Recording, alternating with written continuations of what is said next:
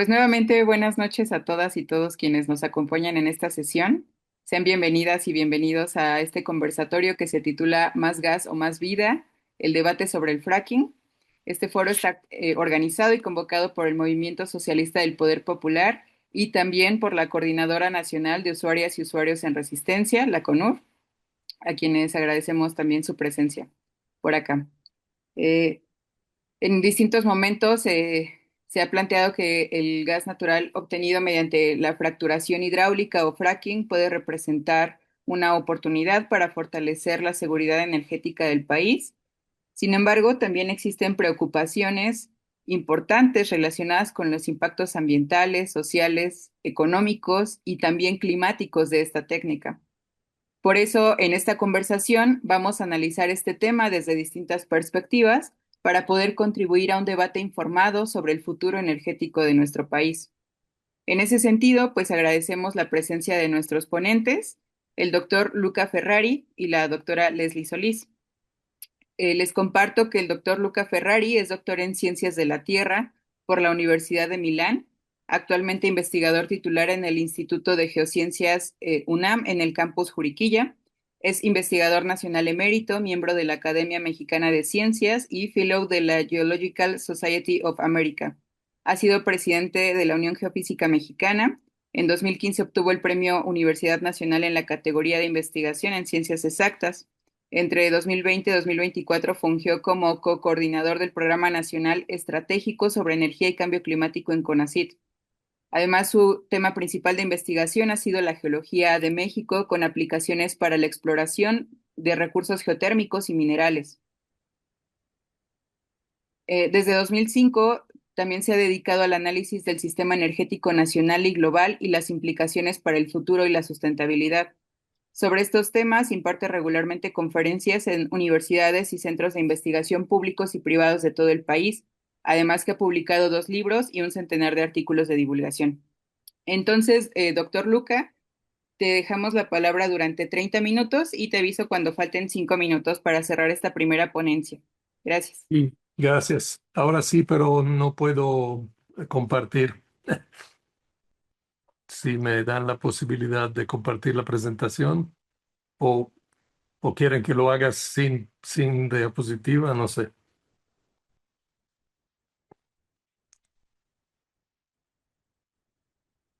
Mm, Comparte. a ver, ahora sí. Gracias. Bueno, ahora sí estamos. Muchísimas gracias por la invitación. Como le acaban de decir, yo soy geólogo de formación, entonces mi presentación va a estar enfocada más a la cuestión técnica, no demasiado técnica, pero es importante conocer qué implica el fracking, qué significa, y también a un estudio que hemos realizado recientemente y que va a estar publicándose y yo creo que en los próximos 2 meses sobre cuántos pozos y qué costo tendría una explotación del gas shale en México, ¿no? Bueno, entonces vamos a empezar. Es importante aclarar que cuando hablamos de fracking, estamos hablando de una técnica que sirve para explotar lo último que queda de los yacimientos de petróleo y gas. ¿Por qué? Porque por gran parte de la historia moderna lo que hemos estado explotando es el llamado petróleo convencional o gas petróleo convencional, yacimientos convencionales, que son los que ven aquí. Déjenme ver si puedo utilizar el apuntador. Aquí arriba a la izquierda. Exacto. Em, son yacimientos donde hay una roca permeable, o sea, es decir, una roca con algunos vacíos y que están en comunicaciones. Entonces, cuando nosotros hacemos un pozo vertical, el petróleo, el gas sale verticalmente hacia el pozo y se puede producir. Eso es lo que ha ocurrido toda la vida, digamos, desde el siglo antepasado hasta tiempo muy reciente. El grueso del petróleo es un petróleo como este. Sin embargo, poco a poco estos yacimientos van acabándose. Entonces se ha llegado a explotar otro tipo de yacimientos que son los yacimientos de lutitas o de arcilla, que son como en la foto que se ve aquí a la izquierda. Son rocas muy finas, muy compactas, donde el petróleo y el gas, algunas gotas de petróleo y gas están atrapadas y no pueden salir, digamos, porque la roca no tiene permeabilidad. Entonces, para explotarlo, lo que se necesita es hacer un pozo vertical, llegar hasta la formación y de hacerlo horizontal o inclinado para que tenga el mayor contacto posible y posteriormente hacer esta operación de fracturación hidráulica, que implica meter agua a altísima presión, fracturar la roca, meter también una serie de compuestos químicos y sobre todo granos de arena que dejan abierta la fractura y estos compuestos químicos ayudan a sacar lo que se pueda de petróleo y gas, que no es mucho, pero es una cierta cantidad. Y estos tipos de yacimientos son normalmente más profundos que los otros convencionales. Ahora, aquí es importante mencionar que no es lo mismo el petróleo, el gas convencional con el no convencional por varias razones que explico aquí en esta tabla. Como le decía, en el primer caso hacemos pozos verticales, el hidrocarburo fluye por su propia presión, luego podemos inyectar agua o gas, pero sigue saliendo sin mayor problema, aunque cada vez menos. En el caso del petróleo y gas no convencional, se necesita la fracturación hidráulica, se necesita el fracking, entonces se necesita esta técnica que requiere mucha energía, muchos químicos que son tóxicos en gran medida. La otra diferencia muy importante es que el petróleo convencional tiene una alta productividad por pozo, es decir, sacamos miles de barriles diarios o decenas de miles de barriles diarios de petróleo por varias décadas, mientras que en el caso del no convencional la productividad es mucho más baja. Por eso que necesitamos miles y miles de pozos para producir la misma cantidad. La recuperación es también menor. En el caso de los yacimientos convencionales, siempre se recupera menos de la mitad del petróleo que hay, pero podemos hablar entre un 35 y 45% del petróleo o el gas que hay. En el caso del petróleo no convencional, con fracking solo normalmente se recupera un 10% cuando mucho. También tenemos que el petróleo convencional tiene una composición muy amplia que es apta para la refinación. Tenemos petróleo desde pesado, intermedio y ligero, que son todas las fracciones que sirven, por ejemplo, para producir el diésel, la gasolina, que son los combustibles más utilizados y más importantes.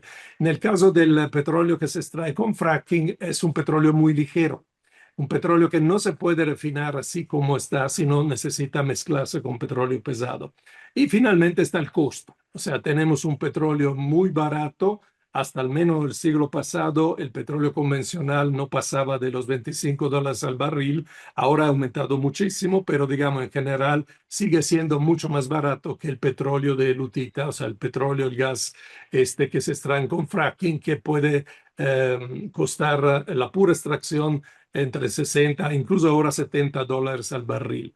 Y obviamente el petróleo, el gas no convencionales tienen mayor impacto ambiental por el uso del fracking, que sabemos que es una técnica que implica el reflujo de esta agua contaminada que se inyecta y estos compuestos químicos pueden ser, digamos, pueden fugarse tanto en el subsuelo como en superficie, pueden evaporar y pueden producir daños a la salud durante todo el ciclo, digamos, de utilización de estos fluidos, aunque se reciclen, siempre hay esas posibilidades de contaminación del agua, del suelo y del aire. Entonces, es importante esta cuestión que yo le decía de la baja productividad, porque eso implica que se necesitan hacer al menos 100 veces más pozos para obtener la misma cantidad de petróleo y gas que se obtenían con el petróleo convencional. En esta figura que ven aquí es un mapa de Texas. Texas es uno de los estados donde más se ha hecho extracción de petróleo y gas con fracking. Cada punto negro es un pozo y pueden ver aquí que está prácticamente el estado cubierto de pozos de fracking. En este siglo se han perforado alrededor de 1.4 millones de pozos con fracking aquí en Texas. Y la característica es que la producción en el tiempo es esta que se ve aquí. Se empieza con una producción que no pasa de 800, 900 barriles diarios, pero luego baja muy rápidamente, al punto que después de 3 años solo se produce un 3%. Entonces, en muchos casos, los pozos se abandonan después de pocos años, ¿no? Entonces, la productividad tiene esta característica que al ser tan baja necesita perforar constantemente grandes cantidades de pozos. La figura que ven aquí a la derecha es una figura de un reporte del año pasado de la Agencia Internacional de Energía, donde muestra cada año una franja colorada significa la producción de los pozos perforados este año.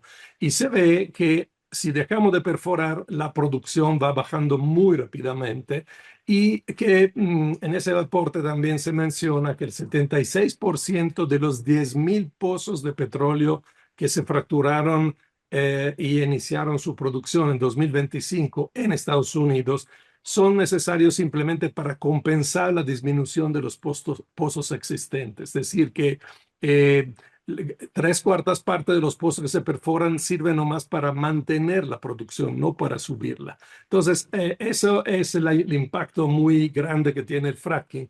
Es que no solo tiene una contaminación potencial a nivel como le decía, de agua, suelo, aire, en los alrededores de la zona donde se hace la perforación, sino que hay un impacto muy grande sobre los territorios, porque necesitamos grandes cantidades de territorio donde se perfora frenéticamente.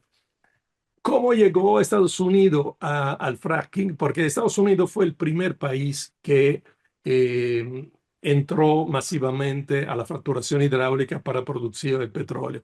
Bueno, Estados Unidos tocó el máximo de la producción de petróleo en 1970. O sea, en el 1970 llegó al máximo la producción de los Estados Unidos, digamos, en tierra, la producción también offshore, o sea, del Golfo de México, y de ahí empezó a bajar. Posteriormente empezaron a utilizar los campos que están en Alaska. Hubo un segundo pico, un segundo máximo de la producción en 1985 y de ahí siguió bajando la producción global de Estados Unidos hasta que en el 2008 dado que el precio del petróleo aumentó muchísimo porque cada vez había menos, entonces se empezó a utilizar la técnica de la fracturación hidráulica para producir lo que se llama el tight oil en inglés, que es el petróleo de lutita con fracking, ¿no? Y ahí sí hubo un crecimiento bastante impresionante de la producción de petróleo de Estados Unidos, pero hay que considerar algo, esto se pudo dar por varias razones, pero principalmente porque el precio del petróleo aumentó muchísimo.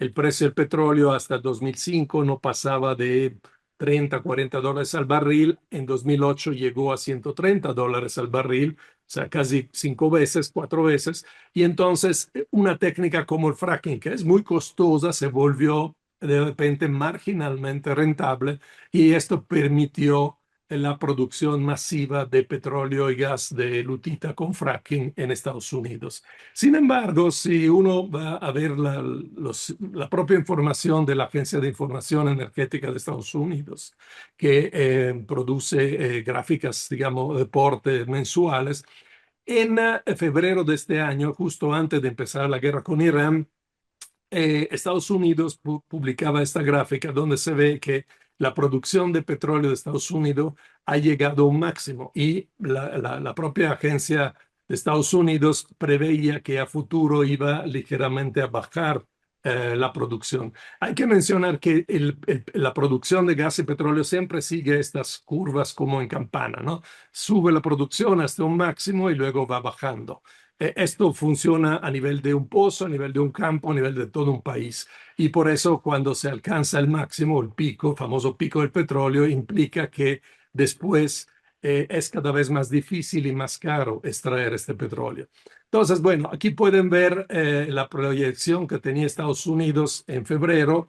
Ya había pasado lo de Venezuela, iba a empezar lo de Irán, y es bastante notorio que Estados Unidos ha decidido emprender estas guerras completamente de fuerza bruta, digamos, para asegurarse el petróleo que queda en el mundo o controlar del punto de vista energético el mundo como buen imperio que, aunque esté en declive, sigue teniendo cierta proyección militar. En el caso del gas, bueno, aquí lo podemos ver, la producción de Estados Unidos de 2010 a 2026, también la proyección es que ha llegado a un máximo. Quizás pueda subir todavía un poco, porque hay que considerar que ahora que el petróleo ha subido de precio, puede ser que haya un poco más de producción, pero finalmente, en un total de 20 años, Estados Unidos ha llegado a su máximo de la producción de petróleo y gas con fracking. Ahora, ¿cuál es la situación de México? Bueno, México pasó su pico del petróleo en el 2004, es decir, hace 22 años. Tocamos el máximo aquí con 3.4 millones de barriles diarios y de ahí va bajando la producción. Esos son fenómenos geológicos. O sea, sí, ciertamente hay malos manejos, corrupción, e incluso hubo fraude, robo de combustible, como estamos viendo todo el tiempo. Sin embargo, el perfil de producción se debe a razones geológicas. ¿Por qué? Porque siempre se descubre y se producen primero los campos más grandes. En este caso fue el campo de Cantarell y los tres grandes campos de Kumalopsap. Una vez que estos empiezan a declinar, a agotarse, toda la producción es arrastrada hacia abajo. ¿Y por qué? Porque de un solo gran campo para sustituirlo se necesitan a lo mejor 20, 30 campos más pequeños que además duran mucho menos en el tiempo. Entonces, por ejemplo, durante el sexenio de López Obrador se intentó revertir esta caída. Aquí pueden ver el inicio, faltarían aquí un par de años, pero ahora lo enseño en otra gráfica. Se invirtió muchísimo en Pemex, se prácticamente más que duplicó la inversión en Pemex Exploración y Producción y lo que se consiguió es, digamos, parar la caída, subirla un poquito, pero empezó a bajar después de 2023. ¿Por qué? Por esas razones geológicas que yo le comento. O sea, se necesitan cada vez más campos que son cada vez más pequeños, más profundos, más caros para sustituir la pérdida de los grandes campos supergigantes. En el caso del gas, el pico llegó un poquito después. Eso es normal porque cuando empieza a caer la producción de petróleo, el gas que está dentro del campo, el gas asociado, empieza a subir la producción, pero también ya después va bajando. Entonces tuvimos este pico en el 2008 y ahora estamos produciendo alrededor de dos terceras partes. En el petróleo estamos produciendo básicamente menos de la mitad de lo que se producía en el 2004. Y bueno, aquí es la curva completa, si quieren ver, eso es el periodo, digamos, del sexenio de López Obrador. Y podemos ver que después de un pequeño pico en el 2023 empezó a bajar. Y el color se refiere a que ahora se está considerando no solo el petróleo crudo, sino también lo que se llaman condensado, que son las fracciones más ligeras, son prácticamente gas que a nivel de superficie se vuelven líquidos y son como propano, butano, etcétera. Pueden servir para, como el gas, el GPL, pueden servir para la petroquímica, pero no es un producto que vaya a la refinería para producir gasolina, porque la gasolina y el diésel son más pesados. Entonces estamos en esta situación de declive terminal de la producción de petróleo y también de gas. Y México ya desde 11 años es un importador neto de energía. ¿Qué significa esto? Significa que aunque todavía exportamos petróleo, pero cada vez menos, importamos grandes cantidades de gasolina y diésel, pero sobre todo de gas natural. Entonces, si nosotros transformamos todo a unidades de energía, podemos ver que desde el 2015 estamos en un déficit, digamos, de energía. En el 2024 el déficit era de una cuarta parte, digamos. O sea, importamos mucho más de lo que exportamos. Y si bien en el último 2 años ha aumentado la producción de gasolina y diésel, todavía importamos 35% del diésel y un 44% de la gasolina, según los datos oficiales. Um, pero sobre todo seguimos importando muchísimo gas natural. Entonces, ¿por qué importamos tanto gas? Se ha dicho justamente en la mañanera varias veces que importamos hasta el 75% del gas que se necesita en este país. Bueno, esto es por varias razones. La primera es que tocamos el pico, como yo le decía, en el 2008-2009. Esta curva de aquí con el amarillo y los azules es el petróleo que se produce, pero el consumo ha ido aumentando. Y entonces el consumo, a medida que la producción nacional va bajando, tuvimos que aumentar cada vez más las importaciones de gas desde Estados Unidos. Pero también es importante ver esta parte, que del gas que producimos, una buena parte se lo queda Pemex. Pemex necesita gas natural para la refinación, o sea, en la refinería se quema gas para la producción petroquímica y sobre todo para la inyección en los pozos petroleros. Los pozos petroleros convencionales, sobre todo los que están costa afuera, el gas es un subproducto y en algunos casos se reinyecta en los campos para empujar el petróleo y poder sacar más petróleo de lo que queda abajo. Entonces, bueno, la situación es tal que, como pueden ver aquí, toda esta parte sería el 75% que estamos importando, pero una buena parte de lo que consumimos, de lo que producimos, lo consume Pemex. Entonces, realmente para el consumo independiente de Pemex queda muy poquito. En realidad, sería prácticamente el 90% de lo que se importa, lo que con respecto al consumo, si excluimos el consumo propio de Pemex. ¿Para qué se usa el gas? Bueno, principalmente se usa para producir electricidad. Y en esta gráfica podemos ver cómo se genera la electricidad por fuente desde 1985 a 2024. Y podemos ver que, digamos, hasta el año 2000 más o menos el grueso se hacía con hidroeléctrica, con combustóleo, diésel, con las termoeléctricas, en parte con carbón también, pero a partir de ahí empieza a producirse cada vez más electricidad y cada vez más con gas. Gas que, como digo, ahora en gran medida estamos importando. Se van agregando las renovables en las últimas décadas. Sin embargo, como pueden ver, el grueso, la parte principal, un 62-63% de toda la electricidad se hace con gas.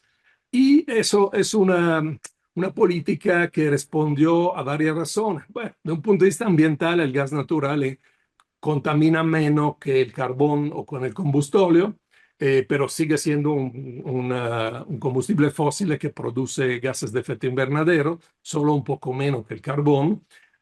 Y por otro lado, Estados Unidos tenía este excedente de producción de gas una vez que empezó con el fracking, y entonces, bueno, tenía todo el interés de vender ese excedente a México.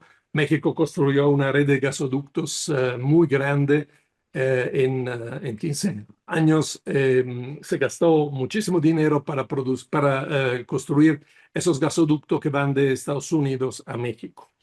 El, uh, También hay que considerar que México ha tenido, a partir de la firma del Telecán, del Tratado de Libre Comercio de América del Norte, un desarrollo industrial muy fuerte del sector exportador de las maquiladoras. Y entonces el gas sirve para producir cada vez más electricidad, pero esa electricidad en buena medida la utiliza el sector industrial. Además, el sector industrial usa el gas de manera directa para las producciones para todos los procesos de alta temperatura. Hay una serie de producciones industriales de alta temperatura donde lo más fácil, digamos, y más económico es utilizar el gas. Entonces, bueno, aquí pueden ver cómo es el consumo final de gas, otra vez de 2000 a 2024, y se ve que, bueno, ese es el consumo propio de Pemex en gris, el consumo industrial directo, y también cómo va aumentando el consumo del gas para el sector eléctrico, pero como le decía yo, una buena parte, un 62% de este consumo de electricidad es de la industria. Y entonces, si uno excluye el consumo propio del sector petrolero, prácticamente el 88% del gas directa o indirectamente lo utiliza la industria. Entonces, esa es una industria exportadora, maquiladora. Hay también un creciente consumo del sector turístico y últimamente de los centros de datos. Eso es importante porque cuando hablamos de consumir, de producir más energía, tenemos que ver para dónde va esta energía, para quién es, ¿no? En este caso, bueno, es bastante claro que el gran consumo de energía que tiene México es parte de una industria cuyos beneficios son más bien para Estados Unidos, porque estamos exportando bienes que se producen aquí con mano de obra barata, pero nosotros le compramos la energía para poder producir estos bienes. Venimos ahora a la cuestión del fracking en México, porque, bueno, obviamente se ha planteado como una solución para disminuir la importación tan grande que tenemos de gas de Estados Unidos. Esa es una gráfica que se presentó en la mañanera del 8 de abril. Es una previsión que hace Pemex de cómo subir la producción de gas. La producción base convencional, digamos, es esta de color como café claro. Ellos prevén subirla hasta 2028-2029 y empezar a partir de 28-29 poco a poco a producir gas también con fracking, que es esta parte gris clara. ¿De dónde se produciría? Bueno, estas son las principales cuencas donde hay gas y petróleo no convencional, pero el gas es principalmente la zona roja. Entonces, la cuenca de Burgos, lo que se llama la cuenca Sabinas Burro Picachos, y en la cuenca Tampico-Misantla, en cambio, aquí hay petróleo y la parte amarilla es donde están petróleo y gas, digamos, el gas, pero uno de los, digamos, las fracciones más ligeras del petróleo. Entonces, realmente donde se puede extraer gas es solamente esta zona del noreste. Nosotros hicimos un estudio para modelar diferentes escenarios de cómo producir, qué implicaría la producción de gas por fracking. Ese es el modelo que presenta, el escenario que presenta Pemex, y ellos pueden aportar esta cantidad para 2035, 3.196 millones de pies cúbicos diarios. Hay que decir como comparación que Estados Unidos, del otro lado de la frontera, en la misma formación Eagle Ford que continúa hasta acá en el noreste de México, perfora alrededor de 1.200 pozos al año para producir más o menos el doble de lo que se prevé producir para 2035. Pero bueno, hicimos una modelación de que implicaría, entonces en este caso que plantea Pemex, el fracking sería complementario a el gas convencional y en total cubriría el 75% de toda la necesidad de gas de México. Bueno, eso implicaría perforar entre 1.200 y 2.269 pozos en 10 años. Y bueno, con esto se llegaría a producir alrededor del 10% de los recursos prospectivos. Eso se acerca al promedio recuperable, o sea, implica que solo se podría mantener la producción quizás por unas décadas. Es importante hablar de que son Cinco los, minutos, doctor, perdón. sí, los recursos prospectivos versus la reserva. No es lo mismo. O sea, cuando hablamos de reserva significa que tenemos una cierta seguridad de poder extraer estos recursos en las condiciones económicas y técnicas actuales. Cuando hablamos de recursos prospectivos, hablamos de algo que puede haber, pero hay una grandísima incertidumbre sobre lo que se puede extraer. Hasta no perforar muchos pozos, no podemos saber realmente cuánto hay por ahí. La inversión sería muy grande. Estamos hablando de cantidades de miles de millones de dólares. ah, y el costo económico, es importante decirlo, tiene que ver con el costo energético. ¿Por qué? Porque eh, cada vez necesitamos invertir más energía para producir energía. En el caso del fracking, imagínese que se tienen que perforar todas esas miles y miles de pozos que producen muy poco y entonces se va mucha más energía en la perforación, en las operaciones de fracking, en todo el proceso y lo que queda de energía es cada vez menos. Por eso el costo es mayor. El problema con esto es que se ha llamado el efecto Reina Roja, porque en el cuento de Alicia en las Países de la Maravilla está este personaje de la Reina Roja que tiene que correr cada vez más rápido para mantenerse en la misma posición. Y eso es lo que pasa con el fracking. Como yo le decía, como baja muy rápidamente la productividad, cuando se empieza con esto hay que perforar de manera frenética si uno deja de perforar, aquí hicimos los escenarios, por ejemplo, si uno deja de perforar, esa es la caída, como pueden ver aquí eh, lo que está pasando, por ejemplo, en Estados Unidos. ¿Qué significa esto? Significa que se necesita que si lo hacen las empresas privadas, tiene que ser rentable. Si baja el precio del petróleo, puede no ser rentable. Una empresa privada no le importa la sostenibilidad del país, le importa ganar. Y entonces, si disminuye el precio y deja de invertir, va cayendo la productividad, la producción de gas. Si es una explotación mixta, entonces, digamos, entre el Estado y el privado, depende de la situación fiscal del Estado, de la capacidad de asegurar esa inversión por parte del Estado y también que haya ganancia para las empresas privadas. Ahora, si uno compara las necesidades económicas para producir en diferentes escenarios todo este gas, estamos hablando de cantidades enormes de dinero que no tiene Pemex. Nosotros la comparamos, por ejemplo, con el presupuesto de Pemex, exploración y producción. Y bueno, pues todo el presupuesto de Pemex, exploración y producción no es suficiente para cubrir los casos más intensivos, pero recordamos que estamos hablando solo de gas. Y Pemex, exploración y producción produce petróleo y gas convencionales también, ¿no? Además, bueno, estamos considerando solo los costos para extraer este gas, no los costos iniciales de construcción de infraestructura, procesamiento, transporte, porque además es importante decir, en el lado de México no hay caminos, no hay ductos, no hay estaciones de bombeo, no hay almacenamiento, entonces es toda una serie de inversiones que se tendrían que hacer. Y finalmente, si uno compara con la cantidad de cuencas de gas y petróleo de lutita que hay en Estados Unidos, las que tiene México, que son aquí, como pueden ver, simplemente de un punto de vista real son poca cosa. Digamos, son solo una fracción de todo lo que hay en Estados Unidos.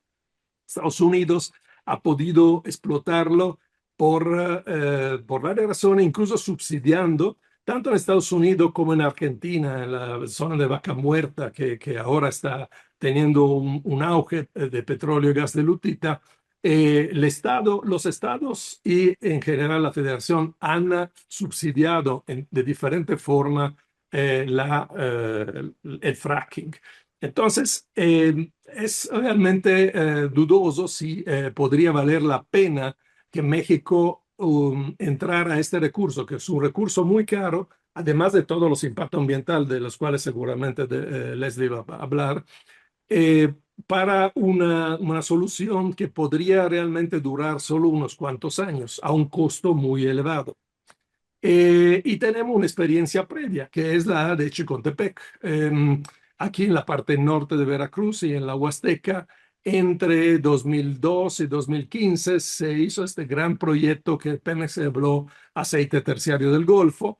Y pues si uno va a ver los titulares de la época, bueno, se califica claramente como un fracaso de un punto de vista estrictamente geológico, ¿eh? Además, digamos, eso produjo una serie de impactos social y ambiental y por esa razón que la gente de estas regiones está completamente en contra del fracking, porque vieron en su propia piel, vieron en carne propia qué significa tener toda esta producción, tantos pozos y tanta contaminación. Pero bueno, de un punto de vista puramente económico, pues produjo muy poco. Se pensaba que podía ir a producir hasta 800,000 barriles diarios y el máximo que se llegó fue de 120, 130,000 barriles. Digo, perdón, 66,000 barriles diarios de petróleo, o sea, menos del 10% de lo que se pensaba. Y también se perforaron 2.790 pozos. Si uno compara la productividad de estos pozos aquí de Chicontepec con lo que era la productividad de Cantarell, pues básicamente esos pozos producen 500 veces menos que Cantarell.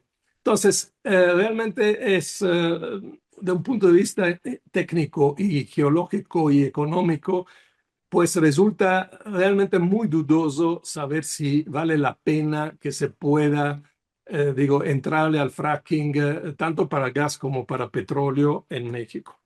Y pero, ¿para qué queremos este gas con fracking? Y con eso concluyo, perdón. Bueno, se justifica como una herramienta para recuperar la soberanía energética, pero por otro lado, el Plan México prevé tener más energía para tener aún más integración con Estados Unidos, más maquiladoras, más turismo internacional, centros de datos. Y bueno, si bien esto puede generar puestos de trabajo que normalmente no son muy bien pagados y no son tan abundantes, pero aquí se queda todo lo demás, la contaminación, el consumo de agua, lo que llamamos la zona de sacrificio, ¿no? Y por otro lado, bueno, pues el sector hidrocarburo, como hemos visto, está en un declive ya terminal. El fracking es lo último que queda, entonces definitivamente no es una solución sustentable. Sería una solución muy cara de un punto de vista económico, de un punto de vista ambiental y social para un tiempo relativamente corto. Bueno, voy a terminar entonces porque veo que ya estamos cerca de las media hora, pero solo recalcar que Estados Unidos, según ciertamente hay una presión por parte de Estados Unidos para que México le entre al fracking. ¿Por qué? Porque Estados Unidos tiene compromisos ya de exportar gas más que conductos a México, gas licuado a Europa, a Asia, sobre todo también ahora que Estados Unidos probablemente no puede aumentar mucho su producción, puede estar decidiendo de exportar más a los países de Asia y de Europa, porque allá además se vende mucho más caro el gas de lo que vende a México por ductos. Y bueno, aquí le pongo algunas conclusiones, entonces ya lo comenté. La entrada al fracking solo pospondría temporalmente el problema del declive de los hidrocarburos. Realmente, ¿quién podría hacer esto? Serían solo compañías de Texas o de Estados Unidos, que tienen toda la experiencia, el capital necesario, están justo del otro lado de la frontera. Posiblemente podría ser también parte de las negociaciones del TEMEC, porque, como les decía, Estados Unidos tiene crecientes compromisos de exportación de gas licuado y su producción casi no crece. Pero también hay presión interna por parte de Pemex, porque Pemex también es un monstruo que se creó y llegó a un máximo y no ha bajado. O sea, su infraestructura, su nómina, toda su organización está del mismo tamaño de cuando se producía más del doble del petróleo y ahora su negocio va progresivamente reduciéndose por la disminución de la producción. Entonces, el fracking sería lo último que le queda, digamos, junto con las aguas profundas, que pues son otro ejemplo de lo último que queda, sería lo que le permitiría mantener toda esta gran estructura, pero a un costo altísimo. Y bueno, yo termino aquí solamente diciendo que si queremos realmente alcanzar una soberanía energética o al menos ir en esa dirección, tendríamos que reducir el consumo de energía fósil con sustitución de fuente, por ejemplo, con renovable, pero principalmente consumiendo menos. ¿Y consumiendo dónde? Menos donde en la producción industrial tendríamos que reestructurar el sistema industrial en lugar de tener un sistema que importa energía para producir bienes que son reexportados. Tendríamos que tener una industria que atiende más bien las necesidades nacionales y una localización de la economía, economías más locales para beneficio realmente de la población. Gracias Aquí termino. Ok, muchísimas gracias, doctor Luca, por esta primera presentación que nos da un panorama bastante claro de dónde nos encontramos como país, contexto nacional y también internacional, y pues también nos abona para entender por qué se está buscando este método de producción y a quién beneficiaría. Vamos a darle paso a la segunda participación de hoy, que es a cargo de la doctora Leslie Solís. A ella tenemos la fortuna de ya conocerla y haberla tenido en otros espacios y en otros foros. La doctora Leslie Solís es licenciada en Ciencias de la Tierra con orientación en Ciencias Ambientales, maestra y doctora en Ciencias de la Sostenibilidad por la Universidad Nacional Autónoma de México, donde obtuvo mención honorífica tanto en estudios de maestría como en doctorado. Actualmente se desempeña como subdirectora de turismo y es profesora de la maestría en cambio climático y biodiversidad de la Universidad Nacional Rosario Castellanos. Asimismo, es docente del doctorado en ciencias de la sostenibilidad en la misma institución. Su labor académica y científica se centra en el estudio de la sostenibilidad y resiliencia de comunidades forestales en el centro de México. Ha participado en congresos nacionales e internacionales en temas de ecología de ecosistemas, cambio climático, gobernanza ambiental y economías comunitarias forestales. Comprometida con la vinculación entre la ciencia y la sociedad, participa activamente en diversos espacios ecologistas, feministas y de incidencia pública en la Ciudad de México. Entonces, Leslie, 30 minutos, por favor. Te aviso cuando falten 5 minutos de tu presentación. Adelante. Sí, muchas gracias. Voy a compartir también pantalla, unas diapositivas. Entonces pido acá apoyo al equipo técnico. Denme un segundo. Adelante. Ok. Entonces, pues comenzamos. Bueno, yo voy a platicarles un poco acerca de esta discusión, de por qué es importante dar una discusión sobre el fracking y sobre la transición energética justa, más allá de las cuestiones técnicas o tecnológicas que podamos discutir, ¿no? A lo largo de la presentación voy a hablar acerca de algunos de los impactos del fracking y de los puntos importantes que dan contexto a este momento político, social, incluso económico, de por qué tenemos que discutir el tema de fracking en México. Y bueno, pues además de entender que se trata de un problema de la provisión de combustibles fósiles, también entendemos que esta decisión es muy importante en el contexto energético nacional porque tiene el potencial de hacer mucho más, de poder hacer mucho más sensibles estas relaciones de poder que ya existen y acentuar así los procesos de desigualdad y los procesos de imperialismo que ya vemos en el territorio mexicano.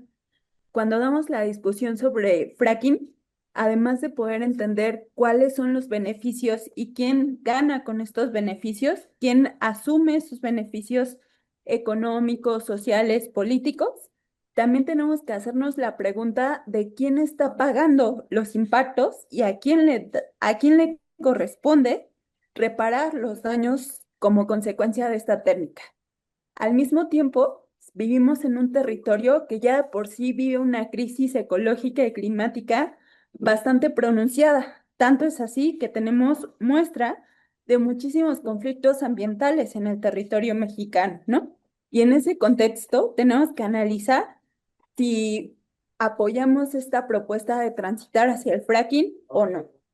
Y bueno, pues para poder dar ese debate y para poder entender todo lo que necesitamos discutir, pues he hecho una primer figura que voy a tratar de ahondar a lo largo de la presentación, que tiene que ver con todas estas relaciones de poder que tenemos que analizar para poder entender qué implicaría hacer fracking en territorio mexicano. En este momento tenemos que analizar lo verdaderamente importante. ¿Quién está decidiendo sobre los recursos, sobre los territorios, incluso sobre nuestras propias vidas, sobre el tipo de empleo que tenemos, sobre lo que hacemos desde la academia o sobre cómo se toman estas decisiones en el sector público institucional, ¿no? Y bueno, pues un punto importante y una de las primeras relaciones de poder que tenemos que analizar es cómo está concentrada hoy la riqueza y cómo está concentrado hoy el poder de decisión sobre cómo se aprovechan los territorios de este planeta de forma general, ¿no? Y antes de acentuarnos y localizar el problema de fracking, pues voy a dar algunos datos importantes. Desde nuestra visión ecosocialista es muy importante entender cómo se administra la riqueza a nivel internacional. En el 2024 salió un reporte de la Oxfam sobre desigualdad y riqueza en América Latina, ¿no? Y en ese caso nos decían que, por ejemplo, el 1% de la población acumula 216 veces más riqueza que el 50% más pobre de toda la población en el mundo. Eso, si le hacemos un zoom todavía mucho más fuerte, podemos decir que los mil millonarios, los billonarios que ahorita están tomando mucha más fuerza en cuanto al aumento de sus riquezas y de sus fortunas, también tienen un impacto importante. Se estima, por ejemplo, que a nivel internacional, dos personas, solamente dos individuos, tienen el mismo tamaño de riqueza que 334 millones de personas. Ese dato es importante porque quien tiene la riqueza es también quien tiene un mayor poder de decisión sobre cómo se administran hoy los pocos recursos que le quedan a este planeta. Y al mismo tiempo tenemos un problema de fiscalización. Se estima, por ejemplo, que el 50% de la población más pobre, por cada dólar que gana, tiene que aportar un 45% de impuestos, mientras que el 1% más rico solamente aporta menos del 20% de un dólar ganado, lo cual nos pone en una situación de muchísima desigualdad, ¿no? Y bueno, más allá de quién acumula la riqueza, lo que realmente nos importa y nos preocupa es quién decide sobre esa riqueza. Vivimos en un sistema capitalista que, como ya comentaba el doctor Luca, no puede detenerse, porque si se detuviese, entonces dejaría de existir. Tenemos un sistema en donde se genera capital y ese capital se utiliza y se reinvierte en muchísimos proyectos. El problema con esos proyectos es que muchos de esos proyectos nos han llevado a consecuencias tan terribles como lo es la guerra, como lo es la devastación, como lo es el cambio climático o la erosión de las tierras cultivables, por ejemplo, ¿no? El hecho de que el 1% de la población acumule toda esta riqueza implica también que tiene el poder de decisión de cómo se invierte y en qué se invierte, ¿no? Y entonces podemos ver proyectos tan absurdos como, por ejemplo, buscar viajes espaciales, como, por ejemplo, colonizar colonias y pueblos que ya existen, generar genocidios como lo que vemos en Gaza, por ejemplo, o también cosas tan absurdas como generar carne cubierta de oro que vale miles de pesos y que contribuye enormemente al proceso de cambio climático, ¿no? Entonces, pues esto lo ponemos sobre la mesa y lo analizamos porque es parte del contexto en el que vivimos. Acá les muestro una gráfica más de cómo se ve esa distribución de riqueza a nivel internacional. En el eje horizontal tenemos el total de la población, el 10% de la población, el 20% de la población, hasta llegar al 100% de la población en este mundo. Y vemos cómo en el eje vertical está representado pues la riqueza, un promedio de la riqueza anual, ¿no? Entonces podemos entender que el 50% de las personas más pobres de este planeta apenas y alcanzan a recoger el 2% de la riqueza que se genera en un año, mientras que el 1% de la población, incluso el 0,001%, se queda con más del 40% de toda esa riqueza que se genera. Eso quiere decir que vivimos en un contexto de desigualdad económica y de desigualdad en cuanto a la toma de decisiones en este planeta. En esta siguiente gráfica lo que les muestro es un indicador sobre cómo se ve la desigualdad en el mundo. En el eje horizontal, pues tenemos entre más nos recorremos hacia la derecha, pues vemos un indicador de desigualdad social mucho más abrupto. Vemos que México es uno de los países que presenta un mayor grado de desigualdad. Eso quiere decir que hay personas que acumulan mucha más riqueza que otras y por lo tanto hay personas que tienen un mayor poder de incidencia en cuanto a decidir cómo invertimos en los recursos y en los territorios que tenemos en este planeta. Al mismo tiempo, hay un proceso contrario entre la riqueza que se genera en temas privados y en temas públicos. El hecho de que haya una acumulación mayor en muy pocas manos privadas también quiere decir que hay una riqueza pública menor. Eso quiere decir que los sistemas públicos de salud, de educación, los sistemas alimentarios públicos, incluso los sistemas de transporte, se ven altamente vulnerados cuando la riqueza privada aumenta. Y eso es un proceso que estamos viviendo a nivel internacional y que configura también esta presión de México para poder tomar decisiones sobre un sector tan estratégico como lo es el sector energético. Bueno, acá una gráfica más sobre cómo se ve esta desigualdad después de la pandemia. Vemos cómo después de un proceso tan importante como la pandemia de COVID en 2019, de nuevo el 1% de la población, por una política de reactivación de la economía, es quien se lleva más del 60% de las ganancias, ¿no? Y bueno, además de tener este proceso de desigualdad y de reparto inequitativo de la riqueza, también esta desigualdad se ve reflejada en el grado de cómo consumimos recursos de este planeta. Así como les comentaba que el 1% de la población es quien concentra la mayor parte del capital económico generado, también sabemos que ese 1% de la población emite gran parte de las concentraciones de carbono que llegan a la atmósfera.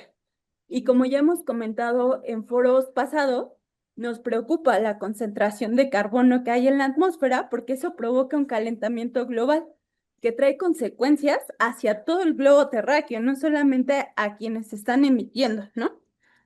Acá lo que podemos ver en esta gráfica es de nuevo cómo se ve la población, el 10%, 20%, 30%, y vemos que aproximadamente el 50% más pobre de todo el planeta aporta apenas el 16% de las emisiones, mientras que el 1% aporta el 21%. Es cierto que necesitamos una estrategia de cómo generamos energía de otras fuentes sustentables, pero al mismo tiempo también necesitamos una estrategia de cómo hacemos que este 1% reduzca drásticamente sus emisiones antes de que esto se convierta en un planeta invivible para todas y todos los que estamos acá presentes, ¿no?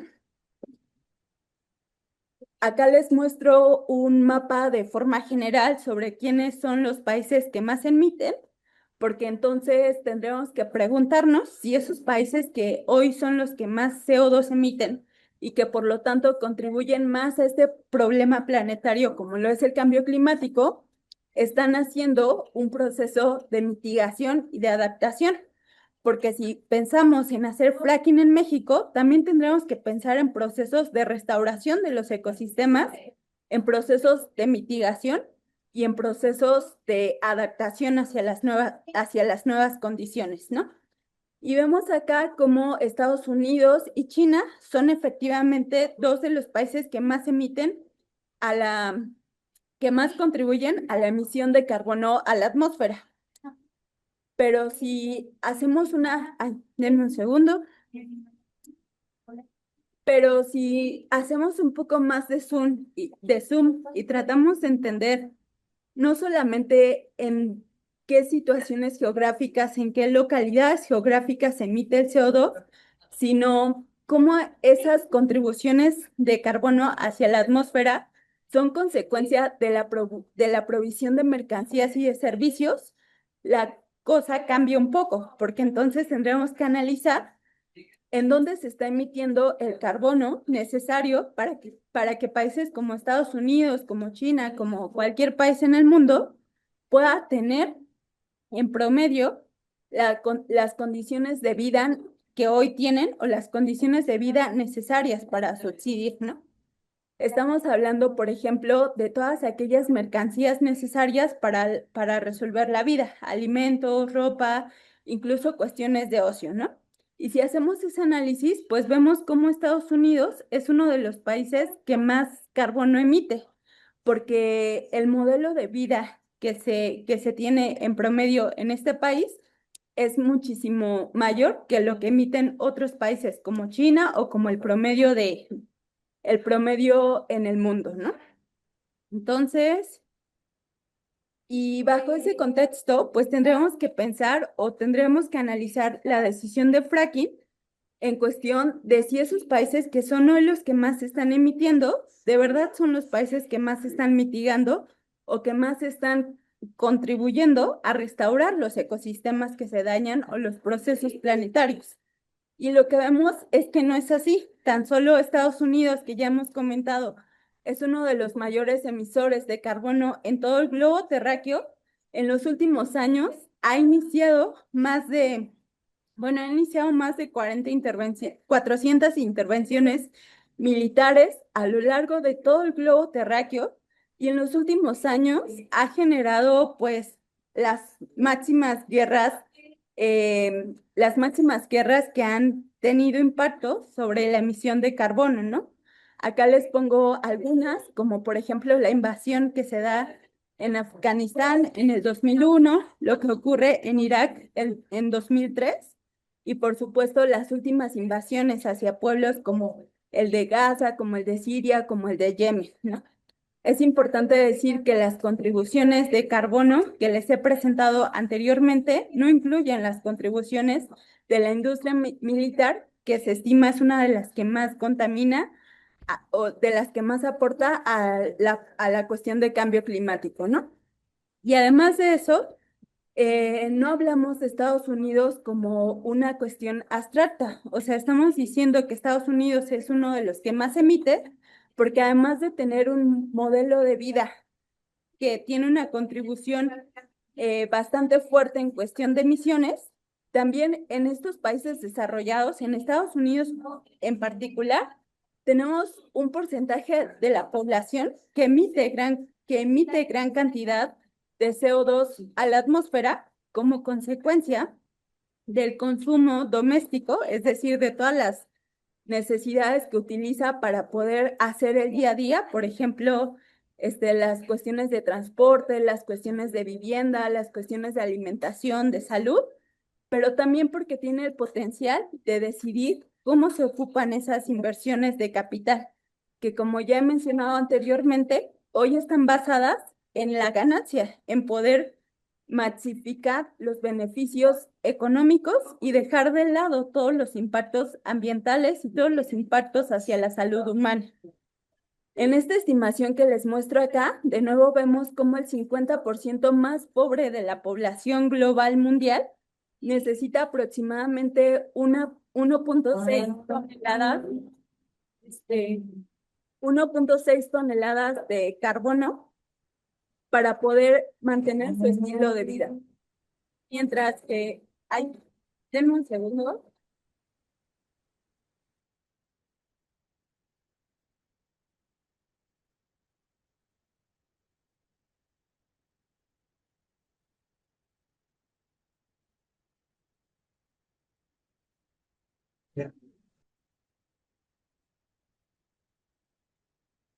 Emilio, creo que ya puedes activarle el micrófono nuevamente a Leslie. Parece que tuvo un inconveniente. Sí, muchas gracias. Es que hay un poco de ruido acá, pero creo que ya. Entonces, bueno, estaba comentando que el 50% más pobre, pues necesita 1.6 en promedio toneladas para poder satisfacer sus necesidades más básicas, mientras que el 1% no solamente necesita en promedio 1.6 toneladas de CO2, sino que se incrementa muchísimo, necesita aproximadamente 110 toneladas de CO2 para poder satisfacer esas necesidades. Y cuando hablamos de los 1.000 millonarios, esto se incrementa muchísimo más, ¿no?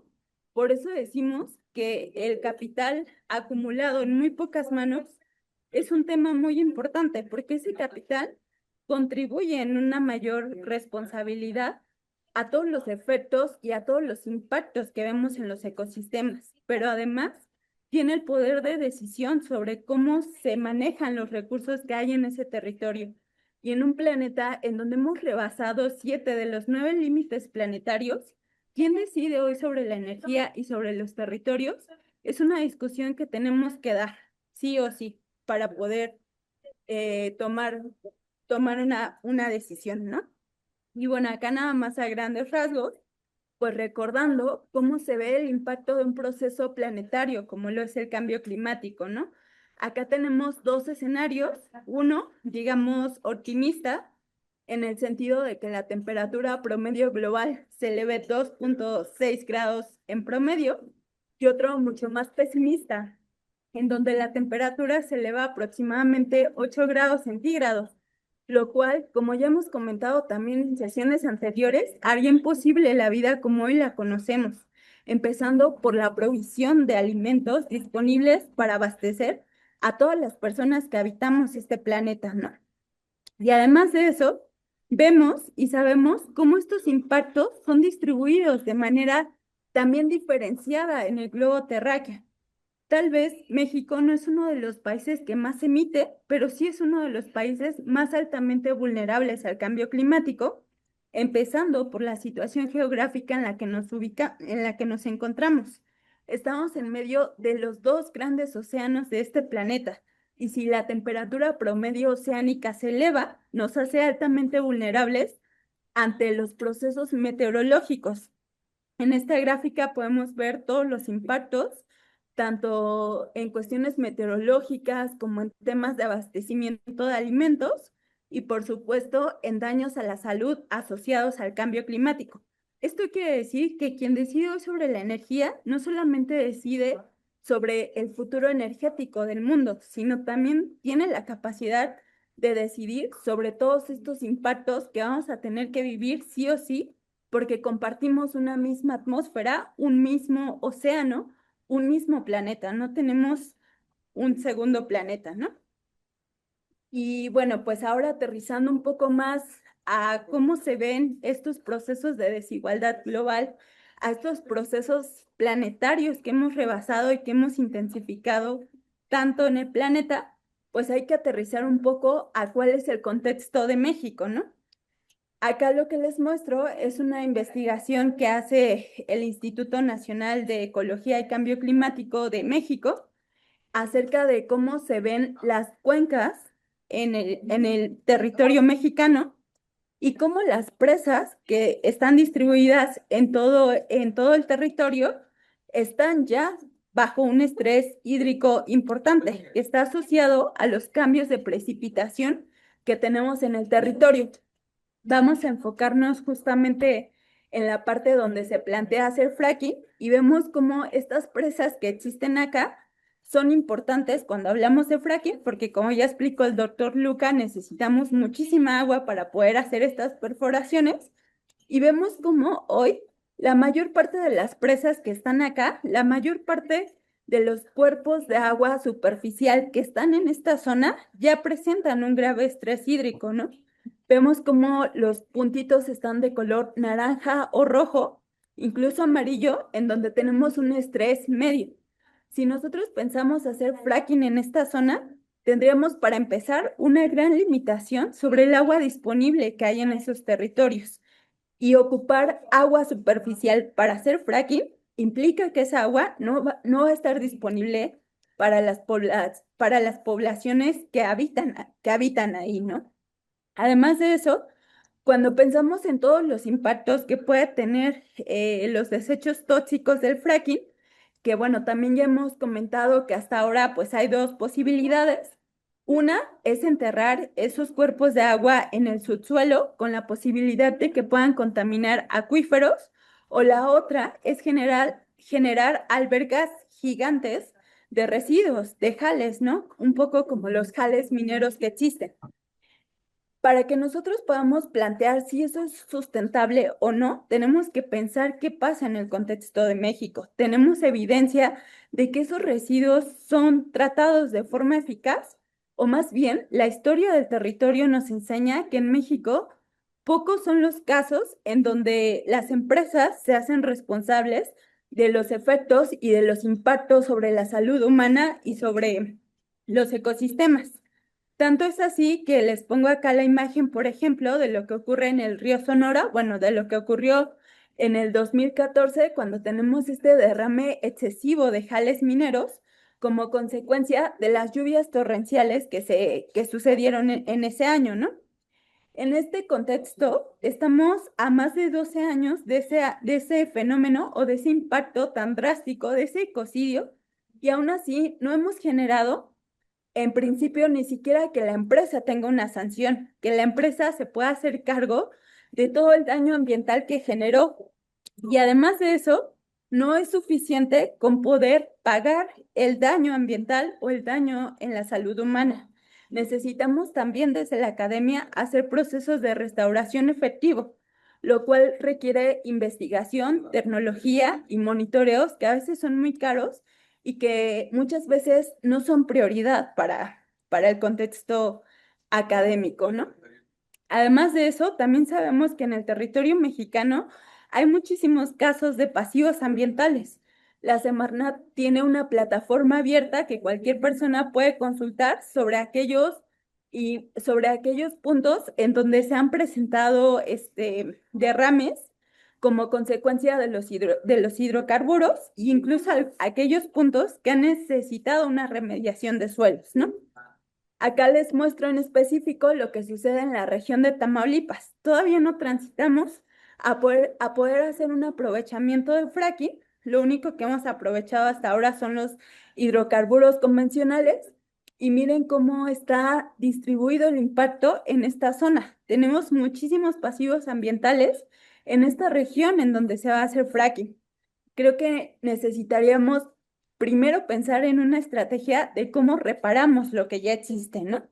Y acá les muestro algunas fotos acerca de cómo se ven estos reservorios de agua provenientes de los pozos de fracking. Cuando nosotros inyectamos agua a los pozos de fracking, esa agua sale contaminada con todos los químicos que necesitamos para que el agua tenga una mayor presión. Y claro que se puede limpiar esa agua, claro que hay procesos de tratamiento de aguas. El problema es que si esos tratamientos de agua se hacen, el costo económico incrementa demasiado. Y en un sistema que prioriza la ganancia económica, sabemos o la evidencia dice que eso no va a pasar. Entonces tendremos que pensar cómo le hacemos para mitigar todos los impactos que esto va a traer consigo, ¿no? Después Cinco de eso, minutos, doctora, por favor. sí, ya casi termino. Además de eso, no solamente las poblaciones humanas están vulnerables ante esta situación. Hacer fracking implica tener consecuencias en aproximadamente 15 kilómetros alrededor del pozo. Eso implica que también los ecosistemas y también la biodiversidad están en un proceso de alta vulnerabilidad. Acá vemos, por ejemplo, cómo la pérdida de aves, de reptiles, de mamíferos, de peces, está atribuida a procesos de degradación de hábitat. Apostar por una técnica como fracking lo que haría sería intensificar estos procesos, estas relaciones de poder que ya existen en el territorio mexicano. Y acá una gráfica más sobre un indicador que se llamó el planeta vivo, sobre cómo va disminuyendo la biodiversidad en América Latina. Hemos perdido casi el 94% de las poblaciones de biodiversidad que había en estos territorios. Además de eso, pues también se han explorado ampliamente cuáles son los posibles efectos de estos químicos utilizados en la perforación hidráulica. Bueno, aunque todos estamos ampliamente vulnerables, las mujeres al desarrollar el proceso de gestación y al tener una mayor concentración de tejidos grasos, también tenemos un riesgo importante. Se ha estimado que, por ejemplo, algunos de los químicos que se utilizan, como el benceno, el tolueno, el gileno, son químicos que se distribuyen a través del aire, a través del agua o que también hay procesos de acumulación en los alimentos que comemos, por ejemplo, y eso tiene consecuencias en procesos como el embarazo, la gestación, la gestación, incluso modificaciones hormonales en los cuerpos de las mujeres. Y además, si consideramos que las mujeres en este país y en general en el globo terráqueo son las responsables y las encargadas de poder traer agua, alimento, bienestar a los hogares, también nos hace altamente vulnerables ante esta situación. Entonces, no podemos analizar los impactos del fracking solamente desde una perspectiva tecnológica. Necesitamos analizarla de forma conjunta. Y entonces, ante esta disyuntiva de a qué le damos prioridad, si a la ganancia económica o al bienestar social y de los ecosistemas, lo que decimos es que tenemos dos modelos de frente. Por un lado, transitar hacia la estrategia de fracking y poder tener un modelo que replique este modelo extractivista centralizado, en donde las grandes corporaciones y los megaproyectos sean los beneficiarios de los recursos económicos, de las ganancias privadas, y por otro lado, los impactos ambientales y sociales los asumamos todos en conjunto, o nos planteamos la posibilidad de vivir fuera de los combustibles fósiles, como ya lo comentaba el doctor Luca, que lo vamos a tener que hacer, queramos o no, en un futuro no muy lejano, en unos 30 o 40 años, no porque lo decidamos, sino porque los combustibles tienen un límite, se van a terminar. Tendremos que esperar otros 400,000 años para que volvamos a tener petróleo. Y en ese contexto decimos que entonces deberíamos apostar efectivamente por una generación distribuida, por energías renovables, por cooperativas en donde el aprovechamiento pueda quedar en manos de colectivos, de ejidos, de comunidades que habitan estos territorios, y por supuesto que haya un proceso de planeación. Los servicios planeados como el sistema de transporte, el sistema de salud, el sistema de vivienda, tienen menos impacto ambiental cuando son planificados y cuando todas y todos podemos contribuir a, a su mejora continua. Lo dejo hasta acá. Gracias. Gracias, doctora, por abonar a esta discusión y por aportarnos en esta segunda presentación más claridad sobre los impactos ambientales y también a la salud que hay respecto a esta práctica de fracking. Además, nos dejan ver que la discusión sobre el fracking es un tema geológico, pero que también involucra decisiones económicas, ambientales y políticas. Y qué bueno que hoy estamos acá para discutirlo. Entonces, bueno, ahora llegamos al punto, al momento de las preguntas o comentarios que haya de parte de todas las participantes que se encuentran hoy conectados. Llegamos a los 500 participantes en la sesión. Que bueno, muchas gracias a todas y todos por conectarse. Si pueden ayudarnos a levantar la manita para que podamos darle la palabra en caso de que quieran dejar alguna pregunta, algún comentario para los ponentes.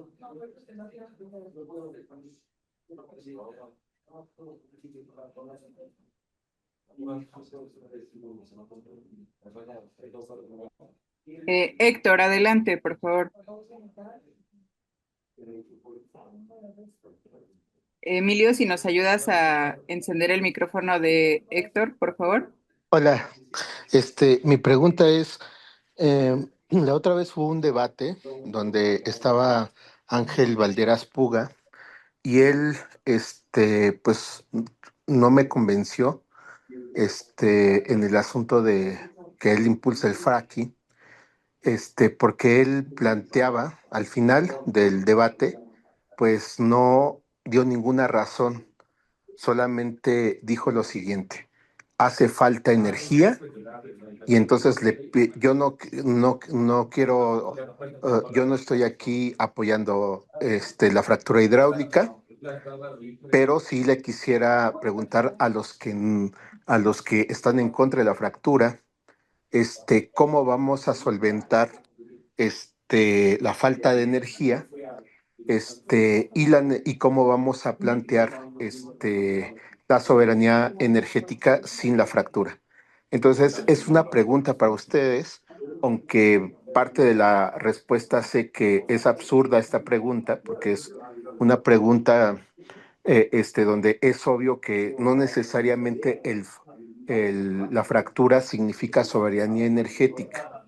Eso es muy importante plantearlo porque pues el que controla todo el mecanismo de fractura son los Estados Unidos y sus empresas privadas, y creo que va a ser muy difícil hacer fractura sin que Estados Unidos presione para que sean sus empresas, las que lo realicen.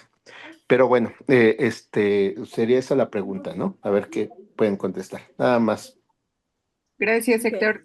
También está levantando la mano Luz Tapia o Heriberto Hernández de SPM, dice. Si le pueden abrir el micrófono, por favor.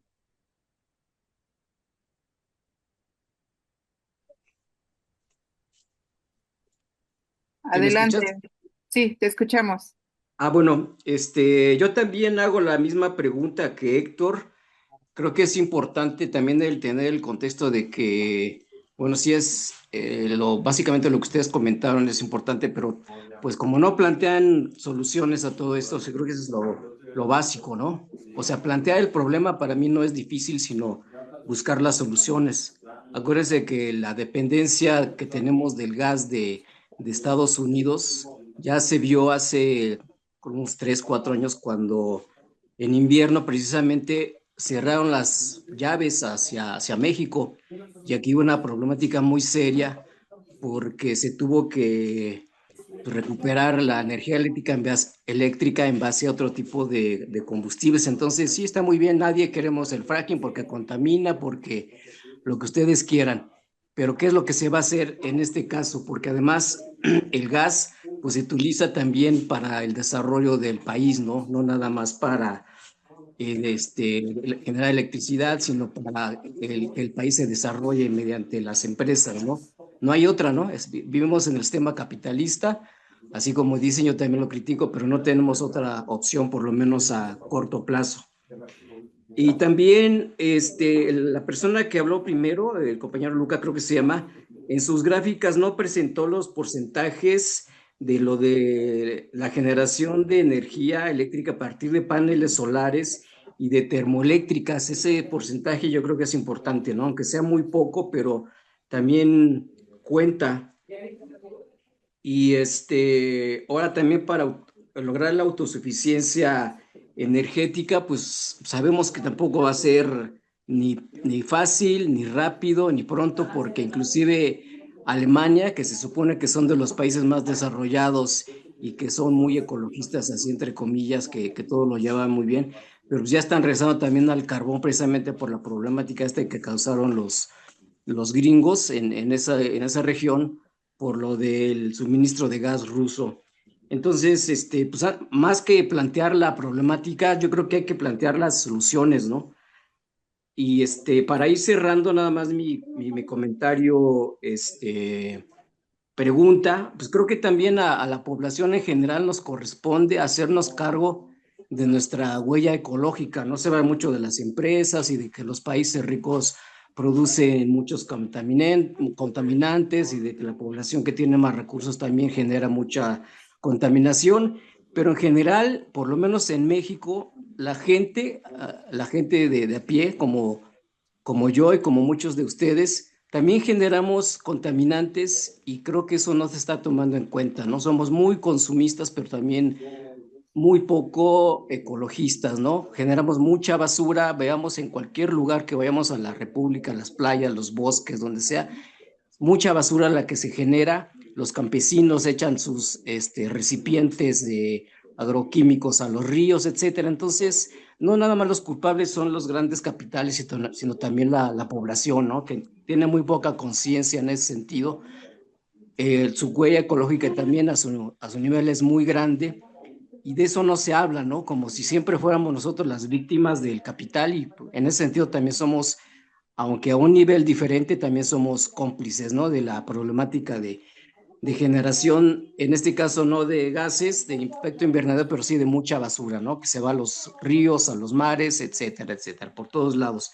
Y ser menos consumistas, ¿no? Al ser menos consumistas también vamos a generar una presión a las empresas a que ese tipo de productos, sobre todo de plásticos de un solo uso, pues no se hagan tanto, ¿no? O sea, no sabemos exactamente cuál es la problemática de esto, de la basura, pero nada más simplemente salgamos a los campos de México, a las playas y vemos basureros por todos lados, ¿no? Entonces también en ese sentido hagamos responsables. Y último comentario que creo que va unado con esto, creo que también a la población en general, al sector obrero sobre todo, creo que le cuesta trabajo entender que es importante también el desarrollo de las poblaciones tomando las empresas por propia cuenta, ¿no? Me refiero concretamente al caso de AMSA, que en vez de ellos tomar las riendas de la empresa, están esperando que el gobierno logre venderla, o no sé cómo está la negociación ahí, y simplemente pues recibir pensiones. Entonces, lo hilo con el otro comentario porque creo que nos falta a la población en general, no nada más a los que tienen mucha lana, pues hacernos cargo, ¿no? De nuestra responsabilidad que tenemos con el país, con nuestra misma clase a la que pertenecemos y que pues no sé por qué este tipo de cosas suceden Tiempo, sin que haya compañero. que haya una respuesta, ¿no? A toda esta problemática en general, ¿no? Del sistema en el que vivimos. Hasta ahí lo dejaría. Ok, gracias compañero por tu participación. Adelante Alfonso Ángeles y se prepara Laura Hernández. Bueno, 3 minutos. gracias por el espacio que me dan. Pues sí, el tema obviamente da para debate, el análisis de todo esto, la problemática obviamente que no es sencilla, no es fácil, incluso de asimilarla ahorita con la información que nos dan los ponentes, eh, pero sí siento que es necesario crear más espacios, que haya más información, que la gente podamos participar mucho más en el sentido de que tengamos mejor información. Es una situación compleja la que se presenta hoy en día, esta situación del fracking, porque efectivamente o queremos energía o queremos la vida, ¿no? Pues yo creo que la mayoría estaríamos por que sea, por supuesto, hay que tener prioridad para la vida, ¿no? Porque en todo caso, como se está presentando, pareciera que ya va adelantándose esta situación de que salga adelante este proyecto de fracking, porque ya se está manejando que hay una necesidad, ¿no? Que hay una necesidad de tener energía, de la supuesta, que tengamos solvencia energética, etcétera, ¿no? Entonces también vamos a tener que meditar mucho en el aspecto de que nos van a meter tanto esta situación de que es necesaria y que tenemos que pasar de lado las consecuencias, ¿no?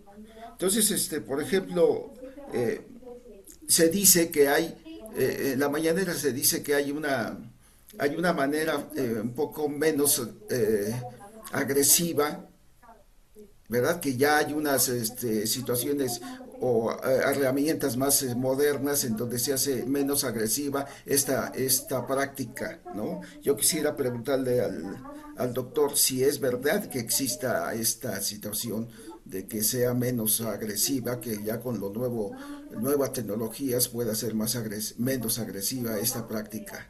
Si es así, pues a lo mejor habría que explicarle un poco más para que nosotros como gente de la calle, pues podamos entenderla, ¿no? Ya que no tenemos los conocimientos académicos, ni mucho menos un poco de criterio estudioso como ustedes ya lo manejan, ¿no? El grueso de la población no tenemos esos conocimientos, pero sí podemos ir adquiriendo información en base a estas circunstancias, ¿no?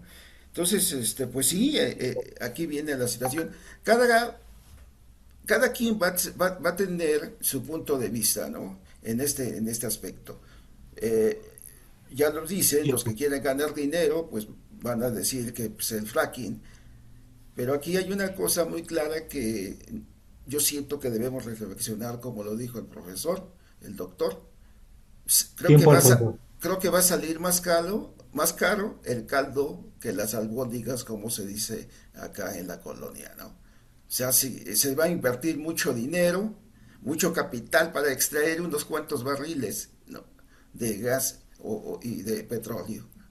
Y además la tecnología no la va a tener, no la tiene Pemex, la va a tener que adquirir de otras empresas. ¿Y quiénes son las empresas? Pues los gringos. Los gringos son los que probablemente van a hacer la explotación, si es que se llega a hacer de estos pozos, ¿no? Entonces, creo yo, mi propuesta es de que se sigan haciendo más de estos foros, porque tenemos que entender la magnitud de las consecuencias que va a tener esto.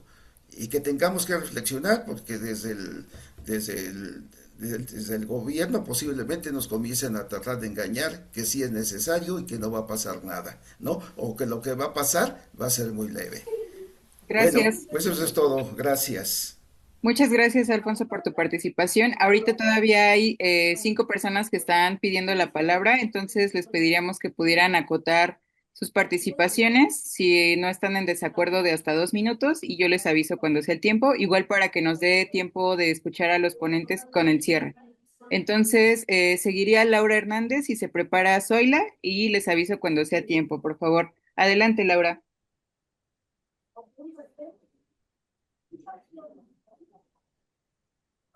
Laura Hernández, adelante. Gracias, es que no me aceptaba el audio. Ok, te escuchamos. Bueno, un agradecimiento, doctora Leslie, me encantó esta parte de que colocas, ¿no? Lo que sí hay que hacer y cómo está. O sea, me parece muy importante y la exposición del doctor Luca, pues obviamente me hace entender un poquito más, pero sí me gustaría, si nos comentan en dónde podemos tener más información. Yo vivo en la Huasteca Potosina y desde el 2014 pues estamos informando a la población.